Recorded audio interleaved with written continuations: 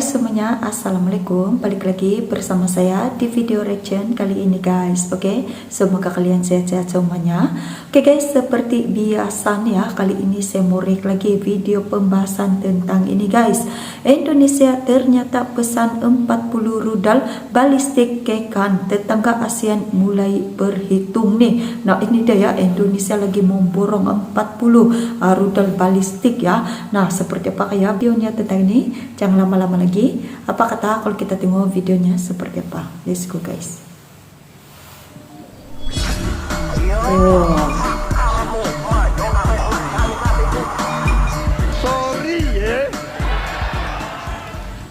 Rudal balistik KAN, Ballistic Missile System milik TNI sebenarnya bukan lagi hal baru. Beberapa waktu terakhir, publik sudah mengetahui bahwa Indonesia mengoperasikan sistem ini. Bahkan keberadaannya sudah beberapa kali terlihat dalam bocoran foto. Namun selama ini ada satu informasi yang selalu menjadi tanda tanya besar. Berapa sebenarnya jumlah rudal yang dibeli Indonesia? Pertanyaan itu akhirnya menemukan jawabannya dari sebuah sumber yang kredibel di dunia militer internasional. Database transfer senjata global milik Stockholm International Peace Research Institute atau SIPRI. Di dalam data terbaru, mereka tercatat bahwa Indonesia memesan 40 rudal balistik KAN dengan 4 unit launcher. Dan yang lebih menarik lagi, sebagian sistem ini sudah mulai dikirim dan diterima Indonesia. Artinya, hari ini kita tidak lagi berbicara tentang rencana. Indonesia kemungkinan sudah memiliki unit rudal balistik operasional.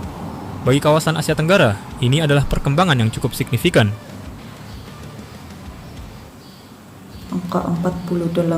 Angka 40 dalam doktrin militer. Sekilas angka 40 mungkin tidak terdengar terlalu besar. Namun dalam doktrin militer modern, jumlah tersebut sebenarnya sudah cukup untuk membentuk satu unit rudal balistik taktis yang efektif. Dengan 4 launcher, rudal dapat dioperasikan sebagai baterai rudal mobile. Sistem ini bekerja dengan konsep yang sederhana namun sangat efektif. Launcher bergerak menuju lokasi peluncuran. Rudal ditembakkan. Kemudian kendaraan segera berpindah lokasi. Taktik ini dikenal dalam dunia militer sebagai shoot and scoot. Tujuannya satu, membuat sistem rudal sangat sulit dihancurkan oleh serangan balasan. Karena pada saat musuh mencoba mencari lokasi peluncur, launcher tersebut sudah berpindah ke tempat lain. Inilah mengapa sistem rudal balistik berbasis kendaraan mobile sering dianggap jauh lebih survivable dibanding sistem yang statis.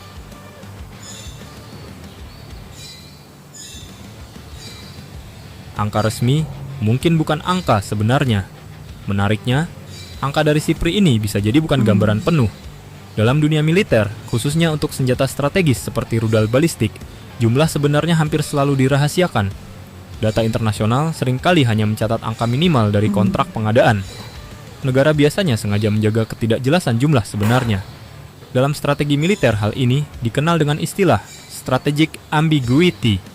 Musuh mengetahui bahwa sebuah negara memiliki kemampuan tersebut, namun mereka tidak pernah benar-benar tahu seberapa besar kekuatan sebenarnya. Ketidakpastian inilah yang justru memperkuat efek psikologis dari senjata tersebut. Oh gila. Awal bocor di Kalimantan Timur. Beberapa laporan sebelumnya menyebut bahwa sistem rudal ini ditempatkan di Kalimantan Timur. Jika benar, pilihan lokasi ini sebenarnya cukup logis secara militer. Wilayah ini berada hampir di tengah geografis Indonesia. Posisi seperti ini memberikan fleksibilitas mobilitas yang tinggi bagi sistem rudal mobile. Launcher dapat bergerak menuju berbagai wilayah jika diperlukan. Namun ada faktor lain yang mungkin jauh lebih penting. Wilayah ini juga berada dekat dengan proyek ibu kota baru Indonesia, yaitu Nusantara. Dalam perspektif strategi militer, pusat pemerintahan adalah salah satu aset paling vital yang harus dilindungi.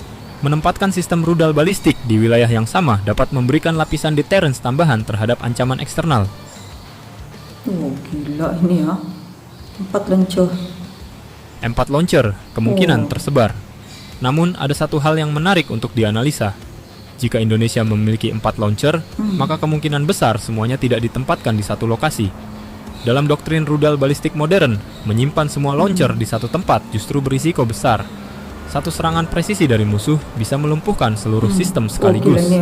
Karena itu, banyak negara memilih strategi dispersed deployment. Launcher ditempatkan di beberapa wilayah berbeda dan bergerak secara mobile.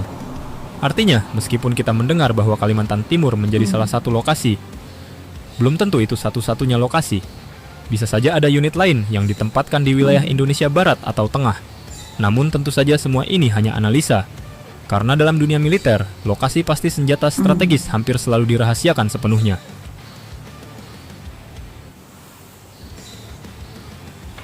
Transfer teknologi, bagian paling menarik.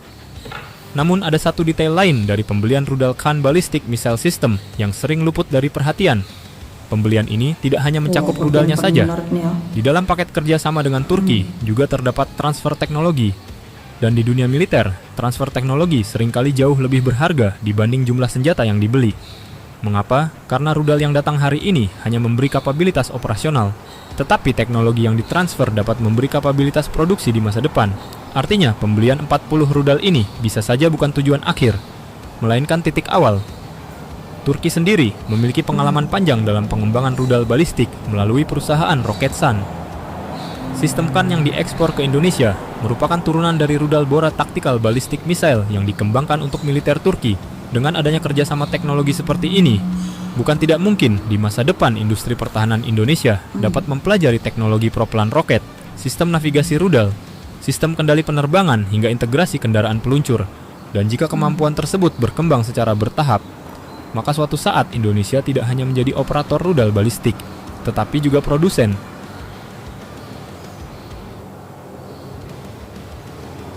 Dari pembeli menjadi produsen.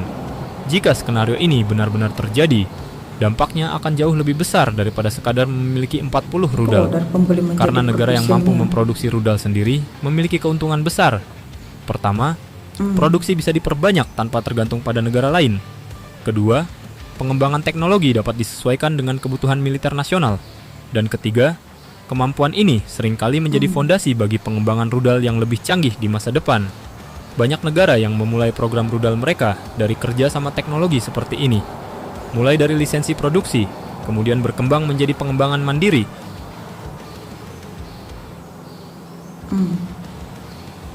Efek deteren bagi negara tetangga. Yang paling menarik dari akuisisi rudal balistik ini sebenarnya bukan hanya soal kemampuan militernya, tetapi efek strategisnya terhadap kawasan. Saat sebuah negara mulai mengoperasikan rudal balistik, negara-negara di sekitarnya hampir pasti akan mulai menghitung ulang keseimbangan kekuatan. Sebab hingga saat ini, sebagian besar negara di Asia Tenggara tidak memiliki rudal balistik operasional. Ketika satu negara di kawasan mulai memilikinya, maka muncul efek yang disebut dalam studi strategi sebagai deterrence imbalance. Negara yang memiliki kemampuan strike jarak jauh otomatis memiliki keunggulan psikologis, karena dalam skenario konflik, mereka mampu menghantam target strategis lawan tanpa harus mengirim pesawat atau pasukan ke wilayah musuh. Hal inilah yang membuat negara tetangga kemungkinan akan mulai memperkuat sistem pertahanan udara dan anti-misil mereka. Bukan karena perang akan terjadi, tetapi karena setiap negara harus memastikan mereka tidak tertinggal dalam keseimbangan kekuatan regional.